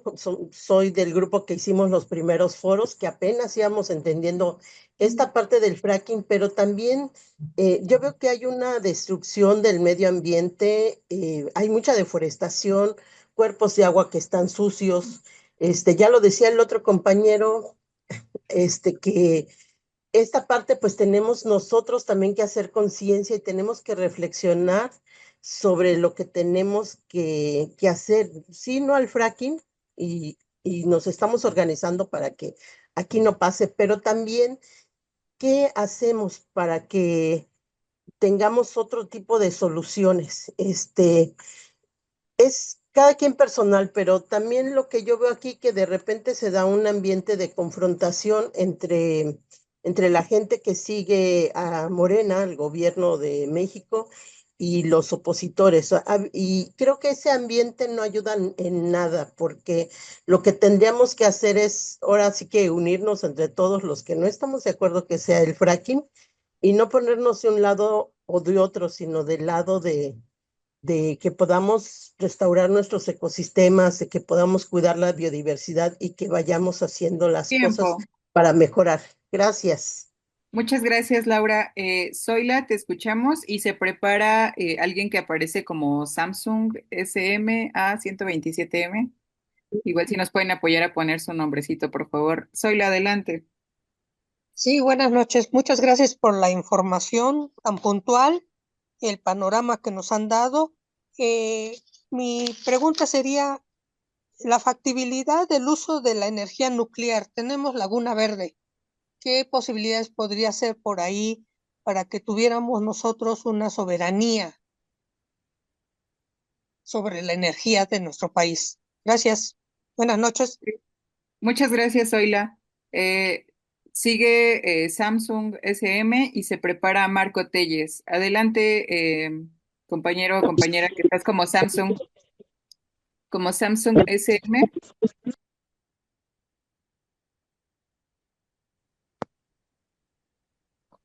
¿Se escucha mi voz? Sí, te escuchamos.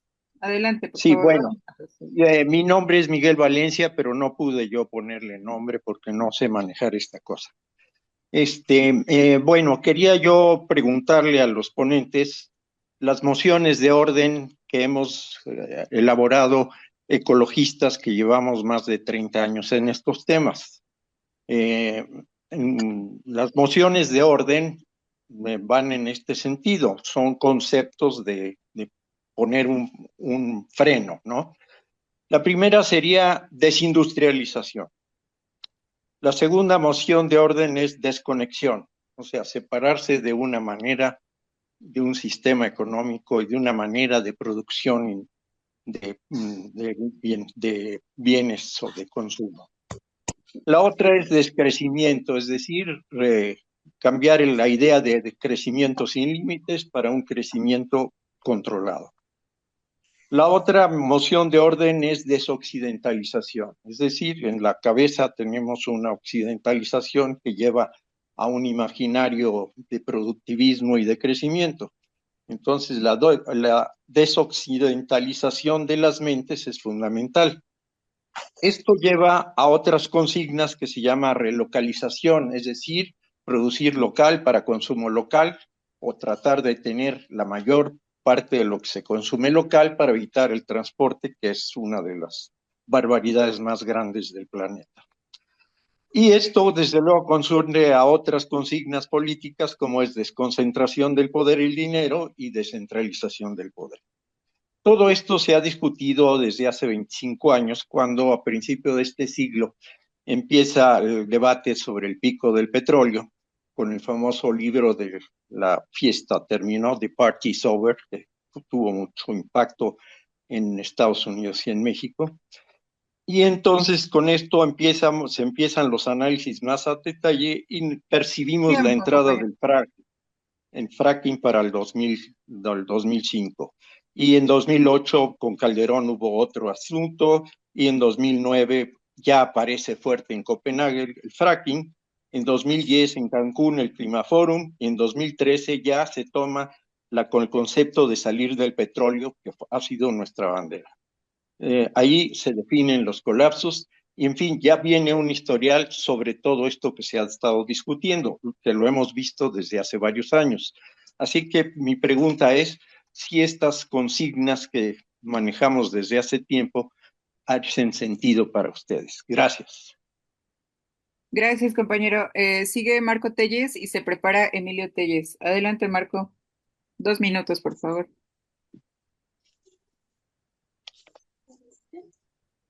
Si le pueden abrir el micrófono a Marco.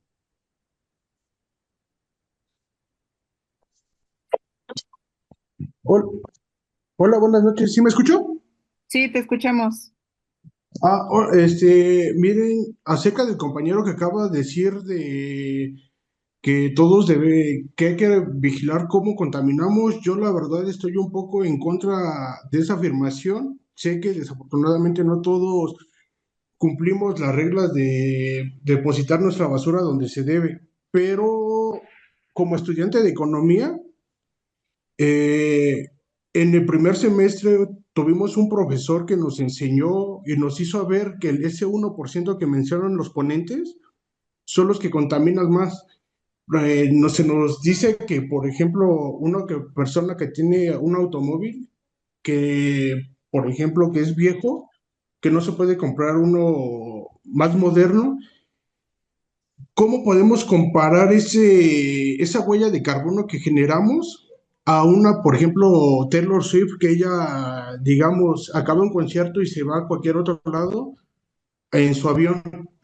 Aquí también no es coherente en ese sentido decir que contaminamos. Sí, todos tenemos esa huella de carbono que generamos, pero nosotros como personas con menos capacidades adquisitivas no contaminamos como esas personas. Y desafortunadamente es la postura que se nos ha visto. Y pues digo, desafortunadamente nosotros nos manejamos por la oferta y la demanda.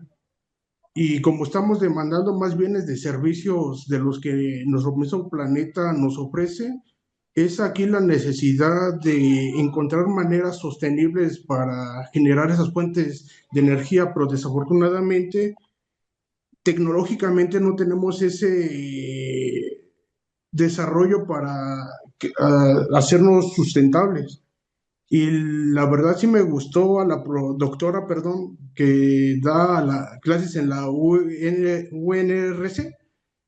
Pues sí, estoy muy de acuerdo Tiempo. con ella porque yo estoy estudiando la licenciatura de Economía en la Universidad Nacional Rosario Castellanos. Hasta ahí sería mi aporte. Gracias, Marco. Sigue Emilio. Adelante, por favor.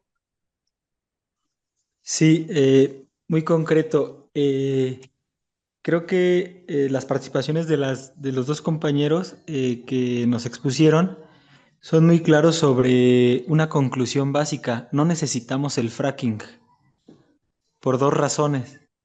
Ni siquiera es un dilema energético, ¿no? Ni siquiera es un dilema de que México va a entrar en una crisis si no aplicamos el fracking ahora. De hecho, es lo contrario.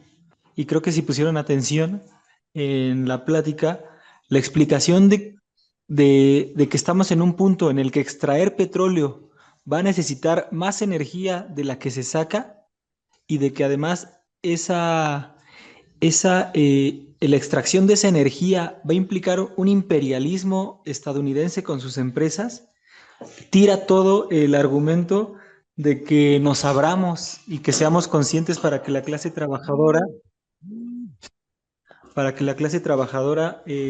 se resigne y que asuma que el destino es producir más para que en el hemisferio que domina Estados Unidos haya más disposición de energéticos para el verdadero fondo de la aplicación de este tipo de actividades, que es garantizar el dominio hegemónico de Estados Unidos en un periodo en el que está entrando en crisis. Entonces, es justamente lo contrario, la expansión del fracking cumple los objetivos contrarios a la soberanía energética. Exactamente los contrarios, con el argumento de que ya no vamos a depender del gas de Texas, sino que ahora vamos a tener a las empresas de Texas adentro controlando el mercado mundial del precio del gas, entre otras variables, ¿no? Entonces yo creo que es importantísimo que la conclusión con datos, con cifras, con análisis profundo, no nos gane la conclusión fácil de que fracking igual a soberanía. Tiempo. Entonces, acabo con esto porque se prepara un proceso de dominación muy amplio que va a necesitar mucha energía y que ya lo describió Leslie, y simplemente es la expansión de las guerras que necesitan esa energía.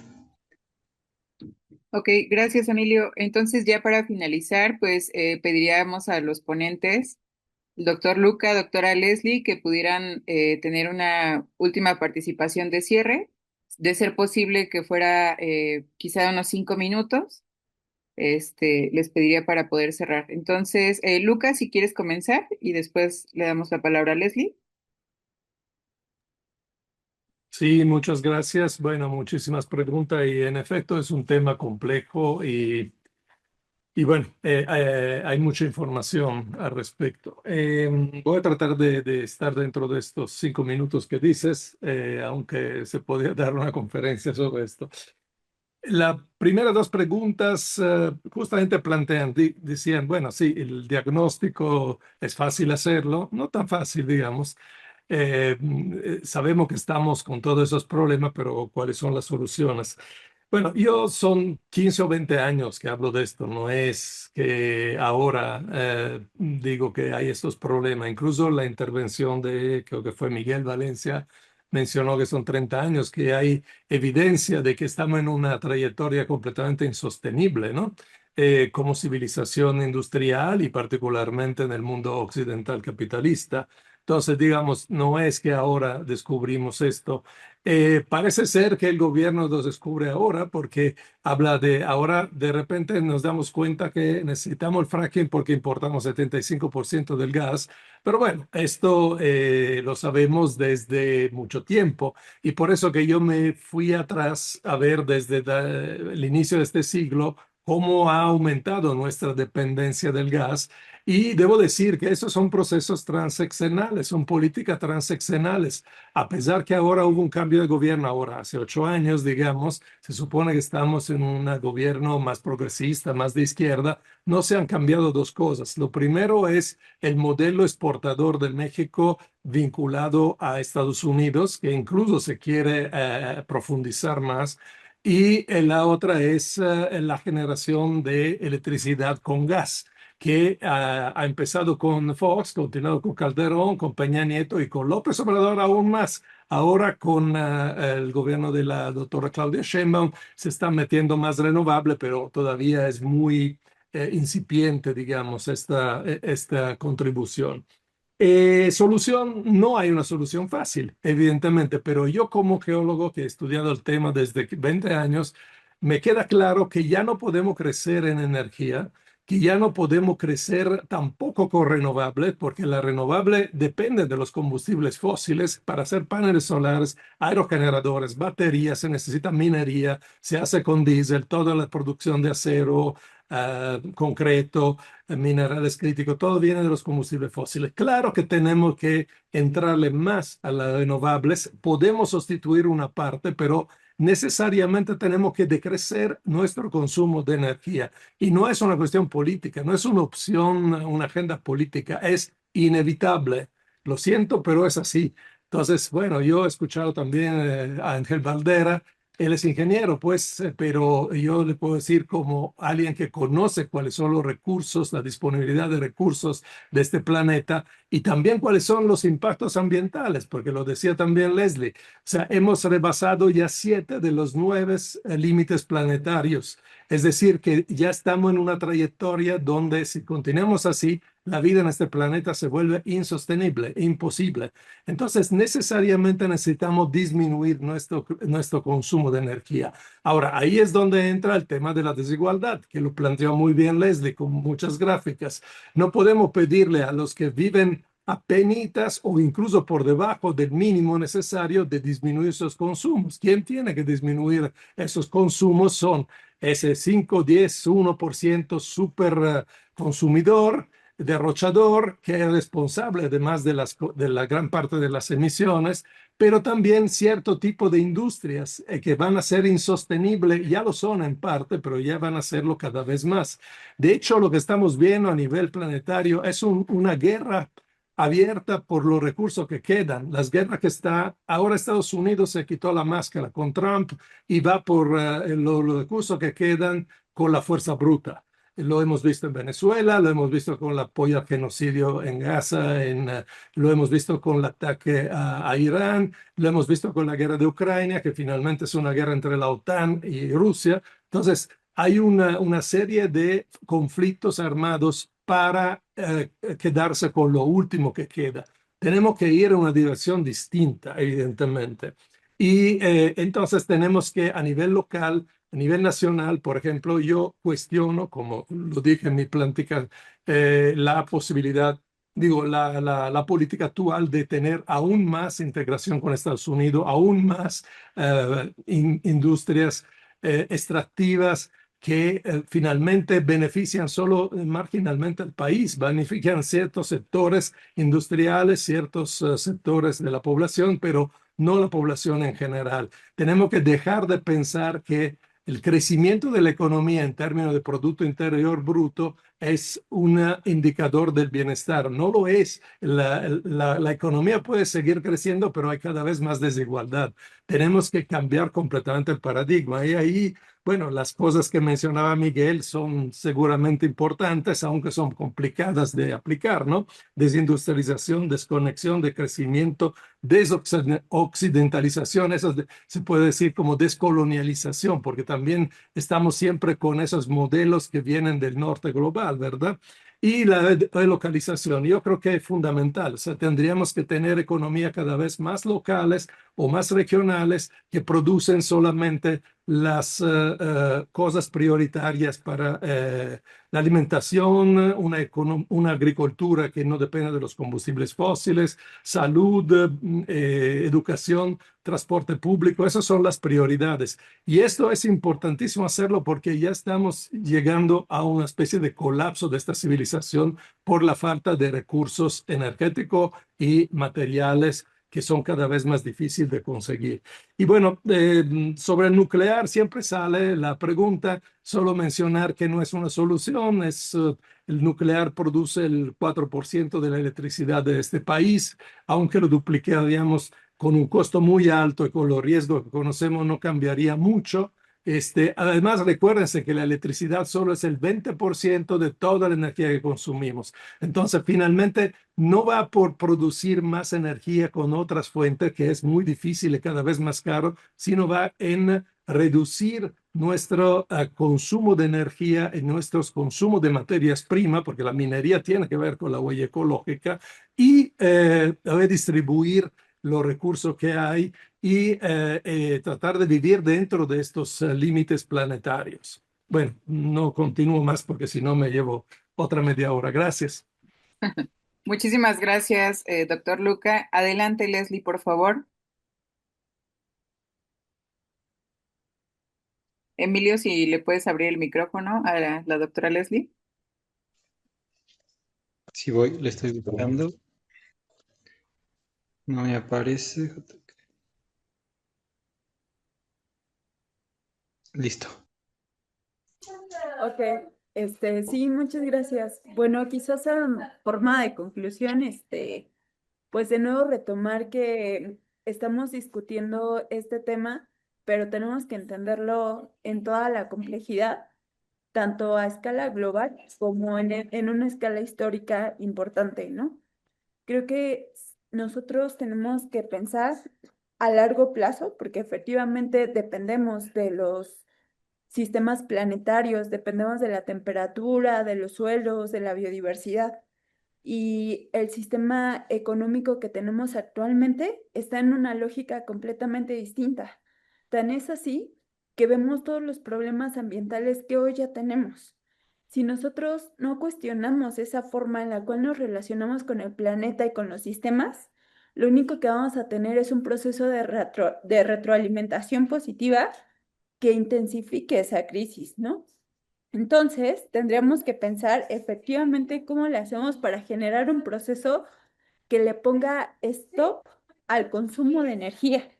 Ese 1% del cual hemos venido platicando no es un 1% que nos preocupe de forma abstracta, nos preocupa porque efectivamente tiene una contribución mayor y además porque parece que no van a renunciar a estos beneficios de buena gana. Eso nos lleva a un momento de confrontación. Eso nos lleva a un momento en donde el movimiento ambiental tiene que hacer sinergia con otros movimientos. Tenemos que unir fuerzas con todos aquellos grupos sociales que hoy están siendo atacados por este mismo sistema de relacionarnos con la naturaleza y de relacionarnos con otros seres humanos. Hablamos de un sistema económico ecocida, pero también hablamos de un sistema económico, de un sistema racista, patriarcal, imperialista. Y eso nos lleva entonces a pensar que necesitamos cambiarlo todo si queremos salir de esta lógica y si queremos tener un planeta habitable. Pero efectivamente, ese cambiarlo todo no podemos hacerlo de la noche a la mañana. Tenemos que tener algunas demandas de transición que nos permitan entonces llegar a un estado, a un nuevo contexto en donde podamos ganar esa lucha. Y esas demandas de transición tienen que ver, por ejemplo, con renunciar a los combustibles fósiles y con el hecho de que todos podamos decidir en qué vamos a ocupar esos pocos recursos energéticos que le quedan a este planeta. No puede ser que esos recursos se inviertan en la guerra, en la invasión a otros países. Esos recursos tienen que servir para darnos buenas vidas a todas y a todos, para generar sistemas de salud, sistemas de transporte, sistemas de provisión de alimentos que sean capaces de satisfacer las necesidades de no solamente algunos cuantos, sino de todos. Y la forma de lograr eso es que podamos generar efectivamente un poder popular, un poder democratizado, que parte del hecho de que la riqueza no se concentra en pocas manos, sino que se distribuye. Y un sistema en donde además todas y todos tengamos la posibilidad de acceder a este tipo de discusiones. Los que hoy estamos acá, pues hemos destinado tiempo de nuestro día para poder estar acá, pero muchas personas hoy no tienen esa posibilidad. Entonces, pues creo que parte de nuestra demanda de transición tiene que ser, pues, llegar a más personas, poder compartir este conocimiento y, bueno, pues poder abrir espacios de discusión como estos en nuestros sectores y en nuestros círculos más cercanos, ¿no? Y bueno, pues aprovecho para agradecer mucho al doctor Luca por tener esta sesión con nosotros. Aprendimos muchísimo y lo dejo hasta acá. Gracias. Gracias, doctora Leslie. Pues estamos llegando ya al final de esta conversación. Muchísimas gracias, doctor Luca Ferrari, doctora Leslie Solís, por compartirnos sus conocimientos y también sus reflexiones, que son producto de años de investigación. Eh, Se dice que es fácil encontrar el problema, pero la realidad es que no. Como hemos visto en esta charla, se trata de un problema complejo, de situaciones complejas que abarcan temas geológicos, pero también sociales, económicos, políticos. Son problemas tan profundos que hoy estamos discutiéndolos porque sabemos que se están intentando tomar decisiones al respecto y que no son decisiones fáciles y que nos competiría a todas y a todos entrarles a esas discusiones. Entonces, nuevamente, muchísimas gracias a ambos por su ponencia en esta noche. Esperamos que este diálogo haya contribuido a que comprendamos un poco mejor el debate que se está dando sobre fracking, que el fracking no puede reducirse únicamente a discusiones técnicas, sino que involucra el futuro de nuestros territorios, del agua, del clima y de nuestras generaciones, tanto presentes como futuras. Gracias a todas y todos por conectarse a esta reunión. Además, les invitamos a que puedan seguir las actividades del Movimiento Socialista del Poder Popular y de la Coordinadora Nacional de Usuarias y Usuarios en Resistencia y que continuemos informándonos y participando en la construcción de alternativas para una transición energética justa. Muchas gracias a todas y todos. Y bueno, igual para finalizar, gracias, doctor Luca, gracias, doctora Leslie. Ya por último, invitaría a Héctor, al compañero Héctor Valadez, si pudiera participar con las invitaciones de las próximas actividades de la CONUR y del Movimiento Socialista del Poder Popular. Hola, buenas noches, compañeras, compañeros. Gracias al doctor Luca y a Leslie. Vuelvo a reiterar lo que dijo la compañera Angélica, el decir que cualquiera puede plantear los problemas y que eso es lo más fácil y que quiere soluciones. La verdad, por decirlo menos, es un comentario muy basado en la ignorancia. Creo que los compañeros nos han dado una exposición muy buena que nos... Bueno, ¿Se te ¿hasta dónde me apagó? escuché? Que es un comentario que no se basa que se basa en la ignorancia. Sí, el comentario que se basa en ignorancia es decir que cualquiera puede plantear el problema, y hacer menos la participación que hizo la doctora Luca y la compañera Leslie. Y el otro comentario que también está basado en lo mismo es repetir el argumento y el razonamiento priista y panista de algunos que se dicen ser de la 4T, que dicen que ya vivimos en el capitalismo, ya el imperialismo nos tiene la bota encima, ya hay que aguantarnos y dejar pasar la fractura hidráulica. Yo creo que eso está muy mal, es un razonamiento muy a la priista y a la panista.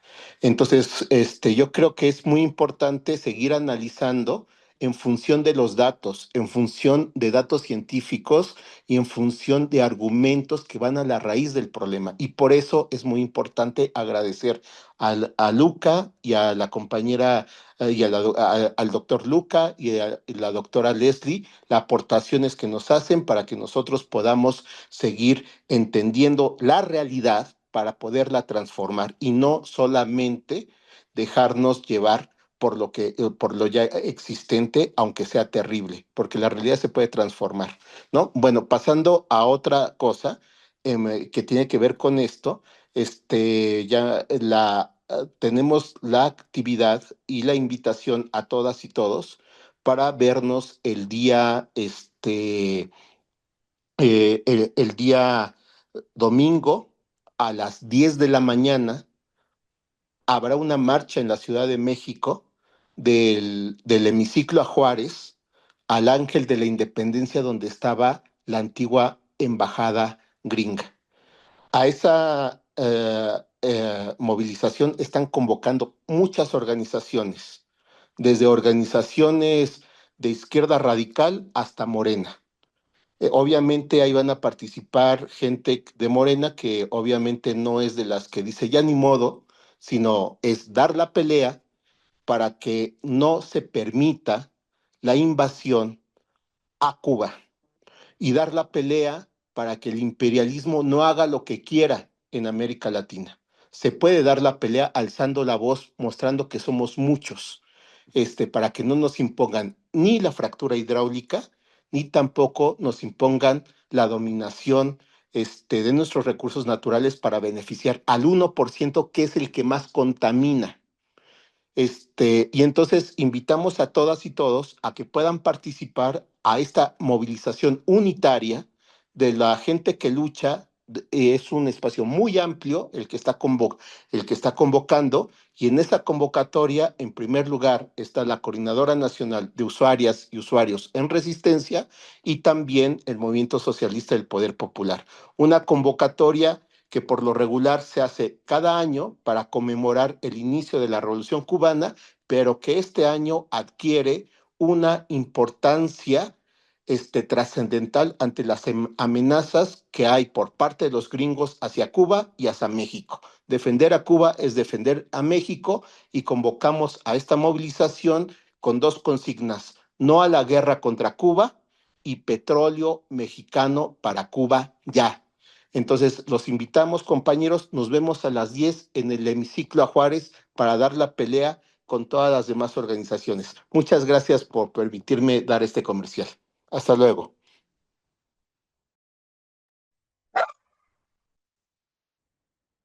Ahí está, muchas gracias. Es que por alguna razón se cerró el micrófono. Pero bueno, pues ya con eso llegamos al final de la sesión. Entonces nos vemos todas y todos el domingo en el hemiciclo por la mañana. Muchas gracias por conectarse y nos vemos en la siguiente conferencia. Excelente noche a todas y todos. Descansen, un abrazo. Gracias, Leslie. Gracias, Luca. Hasta luego.